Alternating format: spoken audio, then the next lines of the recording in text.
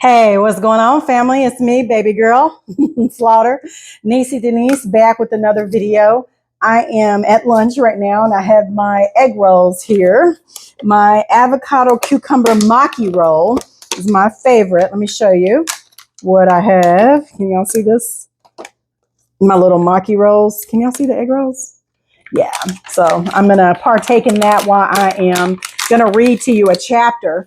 As you know, I started reading yesterday, Can We Escape the Simulation? All right. And I uploaded a video over here on YouTube, and I did a video over on Facebook. So I just want to get right into the reading because, like I said, we're going to try to knock this book out within a week. Okay.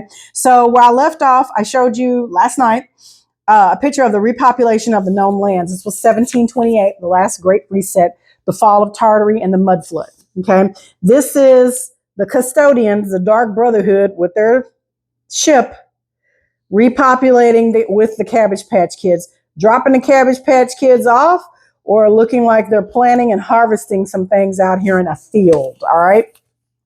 So chapter 3, the invisible dome projector and the manipulated reality. Okay.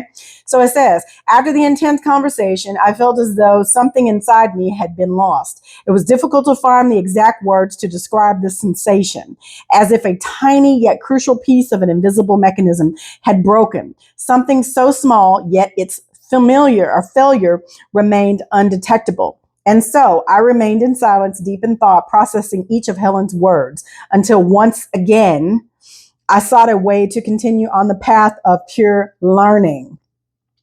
Helen, you've spoken of walls or dividing barriers, of erased memories, of incomplete stories and histories. There's something that has always intrigued me, and I would like to explore it more deeply. The sky, the stars, the planets, everything we've been taught about the universe. Does that also form part of the post-reset distortion and manipulation plan? Helen nodded, understanding my confusion. Claudio, nothing you see in the skies of these lands today even comes close to reality, much less to know to how they've told you the system works. It's nothing more than another fabricated narrative by the custodial plan, designed to make the new human being feel like a mere speck lost among millions of stars and galaxies, utterly forgotten. But there is a limit that few know about and that many now deny. A limit that separates what humans can perceive from what actually exists. Are you referring to the dome? That's right. Though calling it simply a dome, doesn't quite capture its true function. It's not just a structure, as it also exists in other worlds beyond what you know as the Antarctic Circle or the ice walls. This dome, which serves as a natural form of environmental separation, was also distorted to create this reality that you live in. And it was transformed into a mere projector, an immense mesh of energies and frequencies that cover the known lands, capable of projecting a visible reality that is not necessarily real. It becomes, therefore, another tangible barrier, something you can see, and because it has been manipulated, few dare to question it. Like a screen, he says, and Helen nodded again and continued her explanation. Now, this is a picture that they gave us, or he has an illustration in the book. So check this out. So I'm going to walk this back and say, people are going to see this video and they're going to go, oh, this is hogwash. This is poppycock. This is a made up thing. How do you know this is true? We've got scientists from MIT and UCLA and Harvard and Yale all telling us this, this, and this. We have researchable, tangible data. I'm going to just say this. When you reconstruct an entire narrative and it's a worldwide catastrophe and you've got these 13 families, if not more, who have been set up and put in these positions and have people under them groomed from birth to carry out a narrative in a mass scale, this is what you see right now today. Either you experience it and you understand this and you go within and you do your meditation, your breath work, your fasting, prayer, whatever, changing everything in your life. you will be able to start to, when you redirect your focus, you will be able to start to see things more clearly. I'm going to put it that way. I'm not here to convince you of anything. I'm just simply reading some information I find highly interesting, and I know that there's truth to it. There's no belief. Either you know or you don't. Okay? That's all I'm going to say for those naysayers who say this is for entertainment purposes only and you can't prove a damn thing. Like the gentleman, Brian, somebody, I can't remember his last name, he had commented on one of my posts saying that that they lied about the ice walls. Claudio's lying about all this stuff. And I'm just like, I don't have time to argue with people, but therefore I remove people from my page and from my own space, because if you're not on the same vibe and the same energy as me, I don't have to explain nothing to you, right? Either you're going to get it or you're not. And like I said to him, well, this is what we got now, the repopulation of the planet with a bunch of damn cabbage patches running around. And when I say cabbage patch, I'm not just pointing out to the light-skinned, quote unquote, so-called white people. There are melanated cabbage patches too, okay? It wasn't just one particular race. I mean, pretty much the Anglo-Saxon race did come from this. There were some who came from us, as you know, because I am an autochthonous woman. I hold the Eve gene in my DNA, as do other autochthonous women, so-called Negro, so-called Black melanated people, okay? What I'm simply saying to you, it's not about a separation of race or race baiting, but we have to be adult in mind and understand and look at things from a different perspective. So the majority of the people running around here thinking that there's something they're not, right? Because when you break down this information, you see it for what it is. A lot of people are going to have a problem with this because they're not going to agree and it doesn't align with their programming and their indoctrination. I get that. But when you do your research in this area, you're going to find there's a lot of inconsistencies and there's a lot of, like in this book, a lot of timelines that have been merged, rewritten, things left out completely, which I knew that before I even read this, because I'm seeing it for what it is in real time over the things that I'm researching and I'm reading. Okay. So my point is that, you know, we have this great fake white superiority that it shouldn't be. We are all sentient beings, for the lack of a better word. Okay. Yes, even though they were clones, the majority of these people running around here on the soil are clones and they don't even know it. Like their cabbage patch, you know, some of them had birth parents and some of them were harvested. I'm just going to simply tell you, but they have the spark and they have the energy within them. Some of them are powered by darkness and greed, and they've fallen.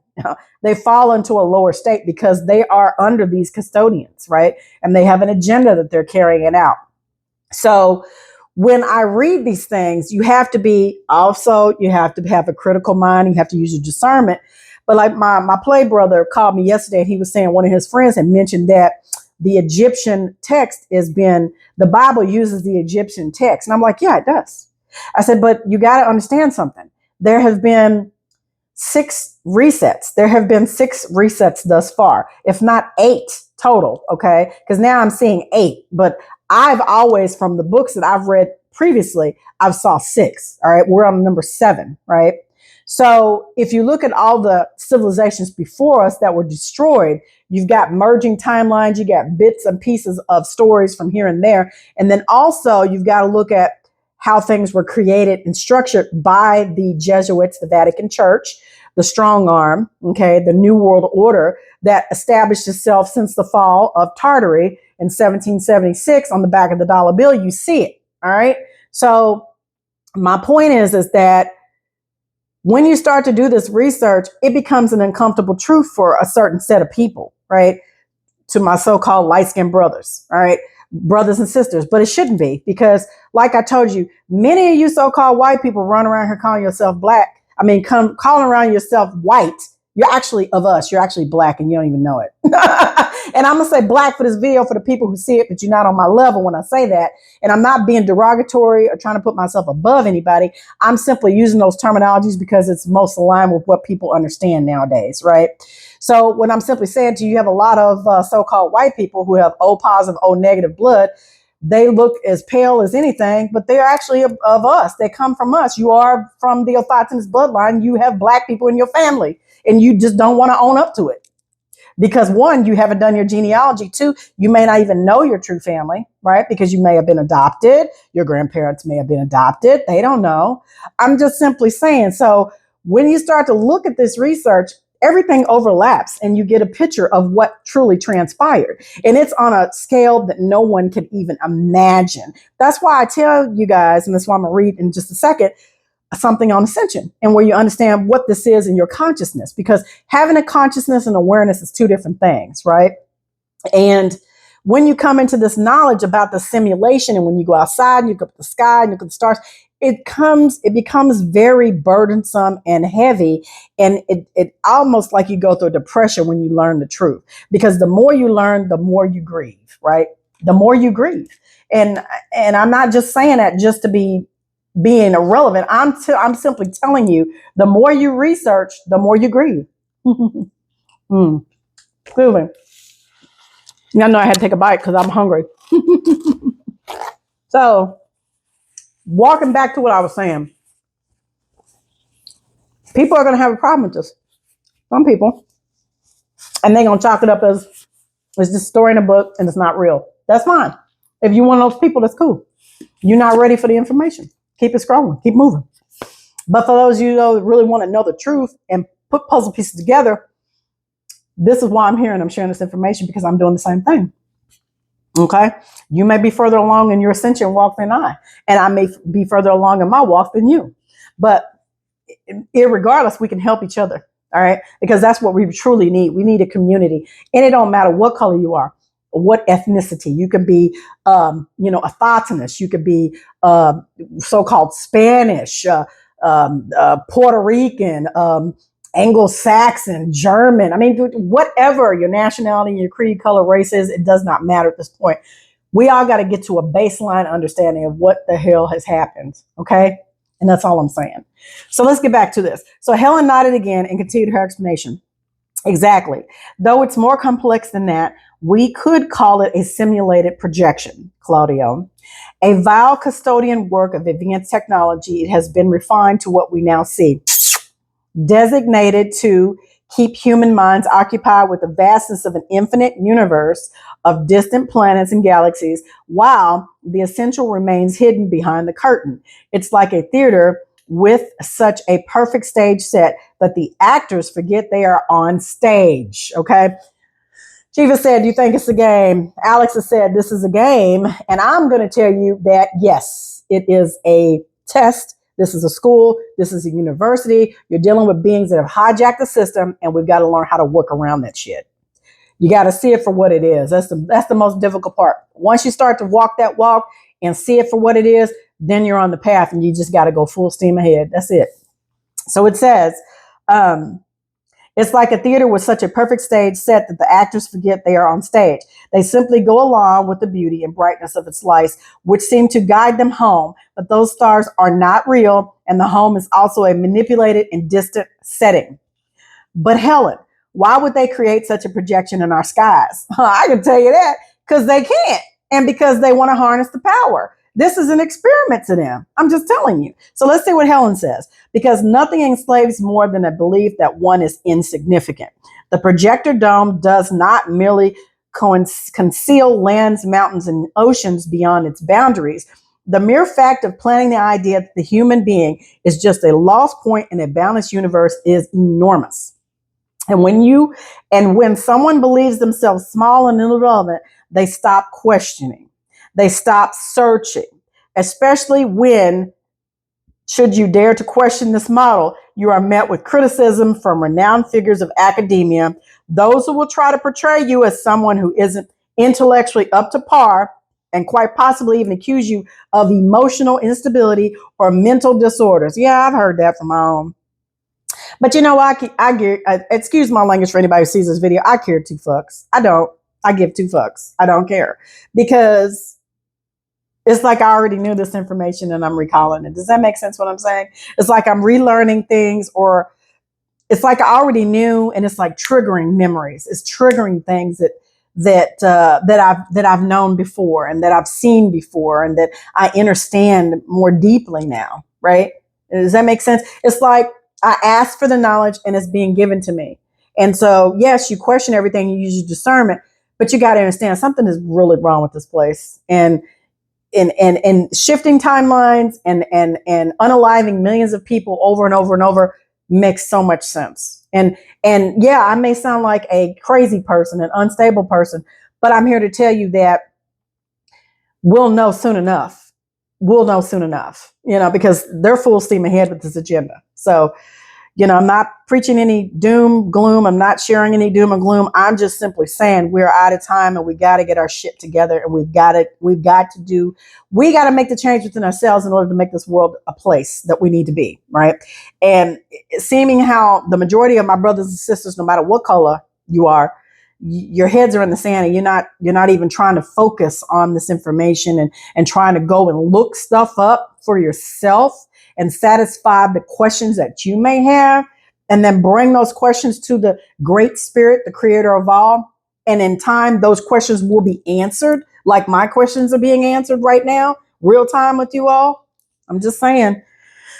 So they stop searching, especially when you should dare to question this model, and you're met with criticism from renowned figures of academia, like Graham Hancock. He was called a kook, and pseudoscience with that Tyson degressive whatever person. You got to understand, they got plants, they got actors, they got seeds to push back people like me and to push like other scholars who actually know that something is wrong, right? When you question a narrative, that's where you're met with the wall, and where you're met with the kook conspiracy theory, because they want to be dismissive and they don't want people to start looking at shit. God forbid we all wake up at once. You see what I'm saying? Then they got a major problem. So it says, because nothing frightens the system more than someone who dares to think for themselves. Forgive me for insisting, but is everything we see in the sky completely false? It was the first time I had heard this and couldn't fully process it. Yes, what we're looking up, and you go outside in the sky and you go in a plane and you start flying around, that's not really our sky. It is, but it isn't, for lack of a better word, because of the technology these people possess, these beings possess. And it says, it's not entirely false, but it's far from the truth.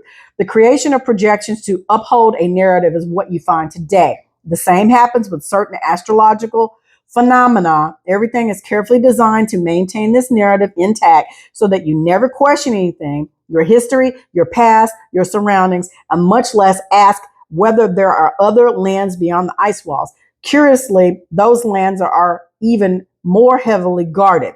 Places where planes cannot cross, where the weather is most inhospitable and the tides are dangerously high. And they do that shit on purpose. Because if I was them, I would do the same shit.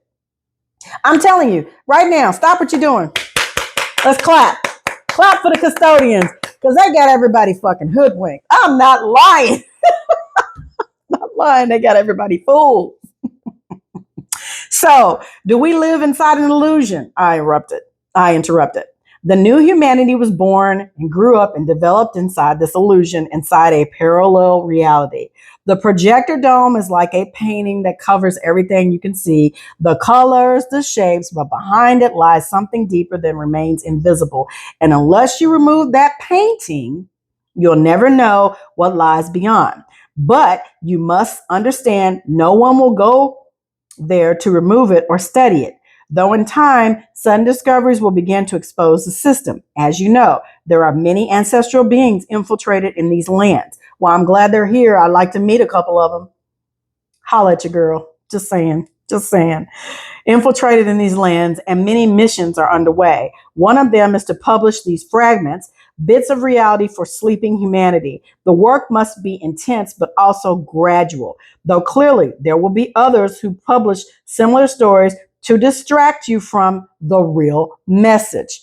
And it's hard to absorb. I'm telling you, it is hard. I went to bed last night thinking about this. I done got to the point now where I don't even watch TV. I just want to read. I turn it on and I just look at it. I may scroll on my phone and look up stuff, but I don't really have time for that black box. It's like a pretty decorating painting on the wall that just sits there and they watch me and they listen to me. I'm just like, I can tolerate maybe 15 minutes of the news, not even, maybe 6 minutes, and then I want to turn it off because I don't want to hear that shit, because I know it's all a lie. It's all a big game to them. So let's finish this up because my lunch is almost over. So it says, it's hard to absorb. Helen smiled in compassion once again. I know, and I don't expect you to accept it just because I say it. But trust this, nothing true fears being questioned, even if they've made you believe that to question is a bad word. Keep asking, keep observing, because the clearer your vision becomes, the less power this dome system will have over you. Okay? Now, I've got like 19 minutes, so I'm just going to go ahead and read chapter 4, The Reptilian Mind. It says, for a long while, I remained silent, trying to process what Helen had told me about the invisible dome projector. That sky, which I had always believed to be infinite, now seemed like a curtain hiding a reality behind it. And I stared at it expectantly to see if I could somehow distinguish what was beyond, but something kept resurfacing in my mind over and over again. Helen looked at me with great calm and spoke once more. The invisible dome projector does not just act as a simulation, Claudio. It also affects your thoughts. It distorts your true connection with the celestial lands, and you may not feel it now because of the constant mental murmur, but that's precisely what it does. It wouldn't be entirely accurate to say that dome alone manipulates emotions or thoughts. There is something more, something that was introduced into the human being specifically after the last reset. And as part of that, of what I told you about their special laboratory modifications. What? Something inside of us? Helen nodded gently. Exactly as you hear it. I understand this may sound harsh to you, being part of the new humanity, but we're going to delve into it and you'll understand. For the dome's projection to truly be effective, it wasn't enough just to cover the sky. Okay. They had to ensure that human perception would remain aligned with that illusion. And to achieve this, they intervened directly in the mind itself, if you can put it that way. I remember when I moved here back in 96. I moved here in Texas, 96, 97. And I remember I was at an apartment complex. I've always grew up in a home and I had to move to an apartment, right? I was sitting on the steps of the apartment because we stayed on the second floor. And I looked up at the sky and the clouds and then seeing the stars. And I was like, there has got to be something bigger out there for me. There's got to be something greater out there for me. It's got to be a reason why I'm here. There has to be a reason why I have these beautiful sentient babies that I had. And I was a young mother and I was terrified, but I knew the power that was within me would carry me through, right? Because I knew that there was a greater power, a greater energy that guided me, right? But I didn't just really understand that because I was still so young in the mind, right? And, I just looked up at the sky and I just talked to whomever would listen to me at that point. It's got to be something better. And there is. I know that there is. And there's so much bloodshed and killing and murdering and unaliving of people and children. We have allowed this thing to take over and become what it is because of our ignorance, because of our greed, because of our selfishness and the way we're groomed from birth. We allowed these things to happen because we allowed them, period. We did. I mean, there's no question about it. So she says, how exactly? Or he says, how exactly? They inserted a filter, a new layer within the most primitive structure of the brain, a threshold capable of separating each person from their inner silence. It's what you might today call the reptilian mind. Although that name barely scratches its true meaning, it is a form of intensification of that same structure, one that prioritizes basic tasks, bypassing or suppressing deeper thoughts about the life that surrounds you. A reptilian mind. For centuries, humans have used that term to refer to their most basic impulses: survival, fear, territory. But after the reset, something was altered in that ancient zone of the mind. It became a gateway, both entrance and exit, for certain signals that are not part of your true nature, like an open book ready to be rewritten. What do you mean by signals? Thoughts, emotions, physical sensations, or even an inexplicable emptiness like the one you described to me during our first encounter. All of that can be implanted and amplified externally if there is first an internal structure that allows it. It's a very effective way of distortion. They have already been developing it, but implemented it fully starting in 1728 when the reset happened, right? When they had to repopulate everything. They rolled out, we're supposed to be, quote unquote, the new model of humanity, the new humans, right? So it says, so that interference or mental murmur we feel might not entirely be our own. That interference we're talking about isn't human. It's induced. It arises from the friction between who you truly are and what was installed to keep you away from your essence. I was paralyzed. I couldn't fully process it. I felt so disconnected from myself inside. A very strange sensation ran through my body. I didn't want to accept what I was hearing. An absolute rejection took over me in that moment. Then I continued, but why did they do it? Helen sighed softly, and for the first time, I noticed a deep sadness in her eyes. Because someone who lives in silence of their own being is impossible to control. They don't need to seek anything outside themselves, not idols nor imposed fears. They don't obey blindly. And above all, they remember. They remember who they are and where they came from. That is what most terrifies those who created the system, that the new humanity might one day remember its past and its true purpose, its real connection with the celestial lands. Instead, they lead you down the dead-end path of the so-called outer space, which doesn't even exist. Yeah, those PhD types. Yeah, you've been hoodwinked. You've been hoodwinked. But like I said, it's going to be hard. It's going to be hard for people to fall in line and to even understand some of the things that I'm reading right now. And it's not for everybody. I get that. But for the ones who know, and for the ones who know something's wrong and they want to seek out purpose and understand what this is and to reconnect with the creator of all, then this is a pathway you must take, right? So it says, is there a way to deactivate the intervention? There is a path, but it's an inward journey, far deeper than any geographic one. First, you must recognize what is truly yours and what has been imposed upon you, okay? And then it says, and then from there, begin to let go layer by layer, not the other way around. You will arrive at this realization once you begin to see that this is imposed reality around you doesn't hold up. And it doesn't. It doesn't. I stopped watching TV a while ago because I realized that it's all a cast of characters and they're there just to keep us distracted and to keep us in a constant state of fear. This wasabi looks good.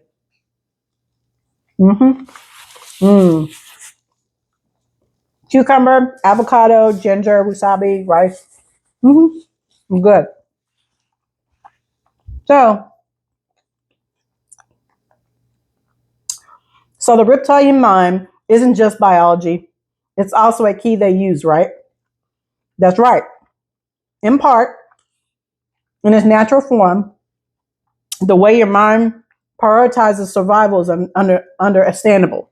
But in its current exaggerated state, shaped by competition and fear in every corner of the corrupt system, it has become something entirely.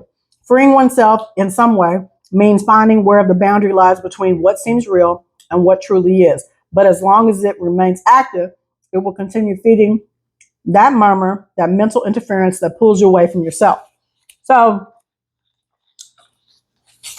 I've read chapters 3 and 4. Excuse me, because I'm eating my lunch. I'm going to come back and read chapter 5, the anatomy of the implant, and chapter 6, the mental noise channel. But before I do, I'm going to duck off here, and I want to read something to you. And I'm going to read this really quick. This is coming from Harry B. Joseph. Again, shout out to Claudio Nocelli. I'm reading some of his stuff, his work. And this is volume 2 of the Book of Wisdom. Right here. Okay. And I want to read this to you really quickly. Okay. It says, humans and the awakening. Humans are the most extraordinary and powerful beings in all the physical creation. A notion echoed in Psalms 82:6-7. I have said, ye are gods. Our advanced minds enable us to self-reflect and maintain a unique consciousness of our existence. This cognitive ability distinguishes us significantly from animals, which are primarily based on instinct and the lack of capacity for self-awareness. Like I said, self-awareness and consciousness is two different things. Animals operate our instinctual behaviors, responding to their immediate physical needs and surroundings. They do not possess the ability to look into the mirror and recognize themselves, identifying their own strengths and weaknesses, or engage in introspective thought. Their lives are governed by their instincts and immediate physical circumstances with no capacity for self-reflection or existential contemplation. In stark contrast, humans have the remarkable ability to reflect on our mental, spiritual, and physical states. We can engage in profound introspection, asking deep questions about our identity, purpose, and the nature of reality. This self awareness allows us to understand and make sense of complex systems, from the intricate workings of our own bodies to the vast mechanics of so-called cosmos. There is no such thing as a cosmos. It's not the way you think it is. Introspectively, yeah, there you are a universe within you. And there are other realms or other planets, domes, and it's not really a planet. I'm using that because that's what I've been conditioned to say. I will just say worlds, okay? There are other worlds, but it's not the way that we've been taught, okay? So it says, our intellectual capabilities extend beyond more survival. We are capable of understanding and unraveling highly sophisticated concepts and mechanisms. We can explore the intricacies of the human body, comprehend the laws governing the universe, and derive meaning from our experiences and observations. This ability to grasp and interpret complex phenomena is unparalleled in the animal kingdom. While it is important to acknowledge the animals possess their own form of intelligence and play vital roles in the ecosystem, the cognitive abilities of humans are uniquely advanced. Animals exhibit impressive instinctual and adaptive behaviors, but they do not have the capacity for abstract thought, self-reflection, or the pursuit of knowledge in the same way humans do. Humans, through our sophisticated minds, have the potential to explore and understand all things within the universe. There are no limits to human mind's ability to seek knowledge, innovate, and create. Okay? And that's the truth. We have that spark, the human essence. You want to call it a soul, fine. But we have that. Everything has the energy flowing through them. Plants, trees, animals, birds, bees, whatever. But we have that extra oomph. And that's what makes this, that's why they're doing what they're doing. Okay. I mean, I'm just going to be honest. That's my interpretation. Okay. So it says, the capacity for intellectual essential exploration sets us apart as humans of the immense potential and profound capability, able to transcend the limitations of physical world and explore the boundless realms of thought and understanding. Just as the Emerald Tablets quote Thoth, man is the ultimate of all things, humans have been specifically designed and endowed with the tools to awaken the divinity within us. That's why they work so hard to keep it buried. We possess the unique ability to look beyond our immediate perception and grasp the underlying principles of creation. Humans are gifted with its intellectual and spiritual keys to understand the intricate workings of the world and the universe. Our advanced cognitive faculties allow us to comprehend the mechanisms that govern existence and the forces that shape our reality. This profound capability extends beyond mere physical perception, enabling us to transcend physical limitation and explore higher dimensions of thought and reality. We are equipped to surpass the constraints of our physical forms and engage in deep mental and spiritual exploration. This capacity allows us to perceive and understand the higher workings of the universe, unlocking the mysteries of creation and our place within. Though introspection, intellectual growth, and spiritual awakening, we can elevate our consciousness and realize the divine potential embedded within us. It's within us. In essence, humans are not merely physical beings, but also endowed with the potential to achieve higher states of awareness and understanding. We are designed to transcend the ordinary, to explore the extraordinary, and ultimately grasp profound realities that lie beyond the material world. Because we have 4 planes, 4 bodies. We're not tapped into that. We're not taught that. Okay. And if you go to a religious organization, it goes, oh, that's woo woo. That's hogwash. My word, poppycock. This journey of awakening and enlightenment is the ultimate testament to our unique design and our unparalleled potential within the tapestry of creation. Everything is within. The universal consciousness is within. You have a space deep within you that only you are aware of. Yeah, there may be beings out there that can be telepathic and can read your mind, but there is a void within us that we need to tap into. That's that stillness, that voice, and that higher consciousness that we're tied to.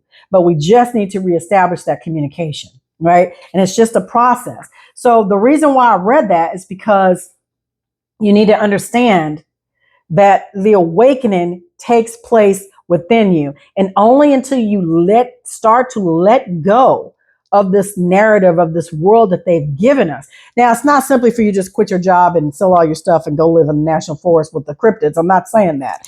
I'm simply saying you need to start backing away and making changes like I have been doing. I mean, I'm just saying I'm not perfect, but you're seeing it on real time. You're seeing me go through these changes real time. And maybe something I say may, I don't know, help someone, trigger someone, shed some light on something. It's been in the back of your mind, and maybe I talked about it or brought it up because I'm thinking the same thing, or I've noticed it, or I'm questioning it, It's just, I'm just telling you, this world is so much bigger than what we've been given and we've been shown, and they're hiding so much from us. Like, there's worlds beyond Antarctica, but there's also worlds right underneath our feet, underground.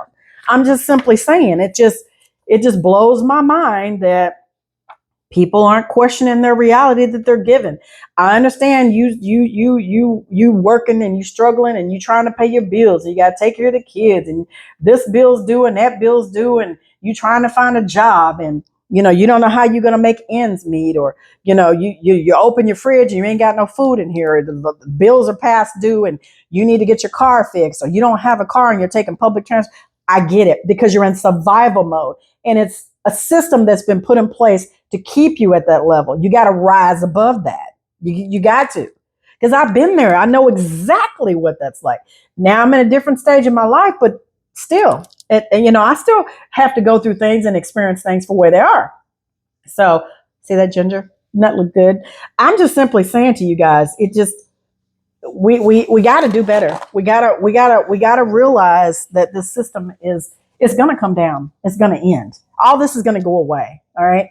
And then you're going to be like, well, I'll die. Then I'll just keep living my life until I die because, I'm going to go to heaven, or I'll come back and recycle. It's not that simple. Each time we come back, there are greater control mechanisms. Next time you come back, you may not be even a freaking human. You may be a cyborg or a thought and download it into this synthetic being, and you're trying to figure out who the hell you are. I'm just simply saying, let your mind go there for a minute and think. The time is now for you to get a grip on your life and on who you are as a sentient one, and step into your truth. That's all I'm saying. Step into your truth. And it's take one step, put one foot in front of the other, and hold your head up high and walk in the sunlight. If it's not raining or flooding where you are, I'm just simply saying. Even then, you want to know that you have a greater purpose, and you coming across this video or you questioning certain things, it's no coincidence, right? When you are ready for that which you need to be ready for, things will open up for you. Doors will open up for you. Things will align the way they should, right? You have to recognize that a change needs to be made within you, okay? But anyway, thank you guys for joining me. Over my lunch break, so I'm going to duck off here. I appreciate you guys listening to me. And my video is at 38 minutes, so I'm going to duck off. But remember what I always say, be the change you want to see all around this earth dome, because it's up to you and I to make a positive change. I hope this has been beneficial. I hope I've shed some light on some information from Harry B. Joseph and Claudio Nocelli. Shout out to both of those authors. Wonderful, wonderful. And I hope one day I get to meet both of them. But if I don't, and they may come across this video, you have helped me tremendously, as is you've helped many other people by putting these words to print. I'll talk to you guys soon.